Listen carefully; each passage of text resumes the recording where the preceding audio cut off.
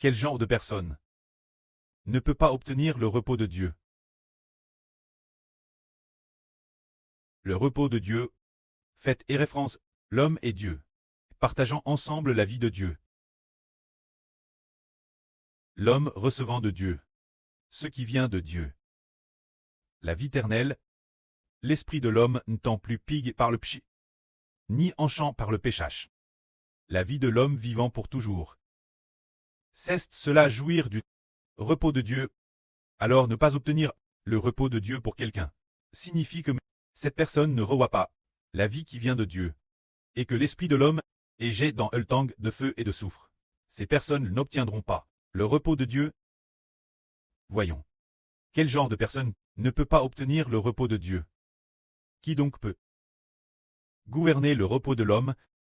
Qui est le Seigneur qui permet l'homme d'obtenir le repos de Dieu? Le Seigneur Jésus-Christ est le Seigneur du sabbat. Tous ceux qui sont endurcis et indrules n'obtiendront pas la vie venant du Saint-Esprit, donne par Dieu, et n'obtiendront pas non plus ce qui vient de Dieu, pour donner la paix son esprit, et jouir du repos. C'est de dire que tous les gens endurcis ne l'obtiendront pas. Tous ceux qui acceptent Jésus-Christ obtiennent le repos de Dieu. Lisons un peu. Expliquons brièvement. Au commencement, Moïse a conduit le peuple hors d'Égypte. Moïse était un serviteur fidèle dans la maison de Dieu. Mais, le médiateur de l'ancienne alliance, Moïse était fidèle. Mais le médiateur de la nouvelle alliance est encore plus fidèle. Moïse n'était qu'un serviteur, mais le Seigneur Jésus est le Fils. Moïse n'a pas donné sa vie, mais le Seigneur Jésus-Christ a donné sa vie pour l'héritage de la nouvelle alliance de Dieu. Pour les enfants de la nouvelle alliance, on voit ainsi que le Seigneur Jésus-Christ, obéissant Dieu jusqu'à la mort, est encore plus fidèle. Cependant, dans les temps anciens, on cause de la durée. Des gens de l'époque de Moïse, c'est pourquoi, bien des années plus tard, Dieu, par la bouche de David, a dit dans les psaumes: aujourd'hui, si vous entendez sa voix, n'endurcissez pas vos cœurs, comme Mériba, comme au jour de Massa dans le désert.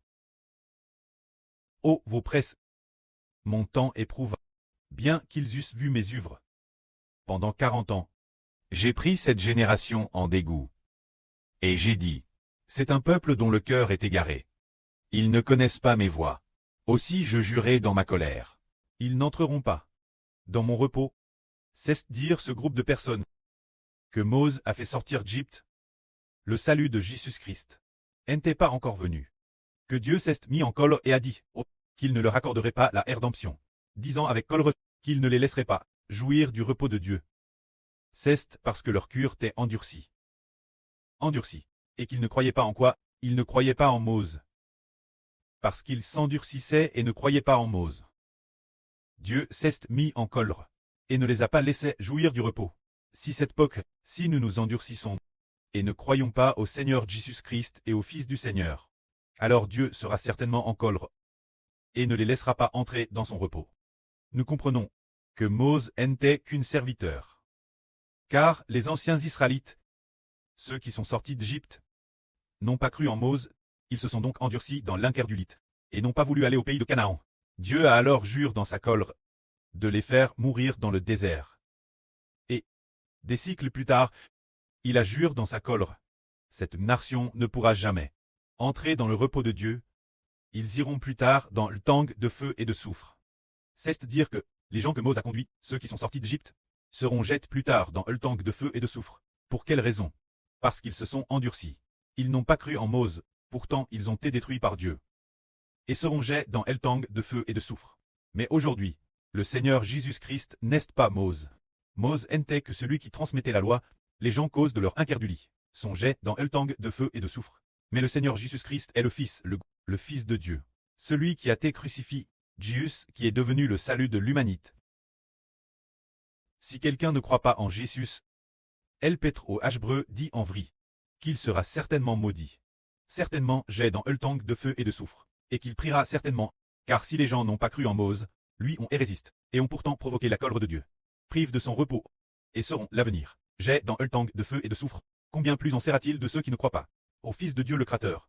De plus ce Fils est celui qui décide si l'homme entre ou non dans le repos, et qui décide aussi si l'homme va au jour des morts, ou s'il ressuscite pour la vie éternelle, ou s'il est jet dans Hultang de feu et de soufre.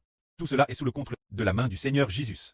Si l'on s'endurcit et ne croit pas en Jésus, on priera certainement. C'est pourquoi nous disons que, si quelqu'un se rebelle contre le Seigneur Jésus et n'accepte pas son salut, il priera certainement que la gloire soit auprès et au Seigneur. Amen.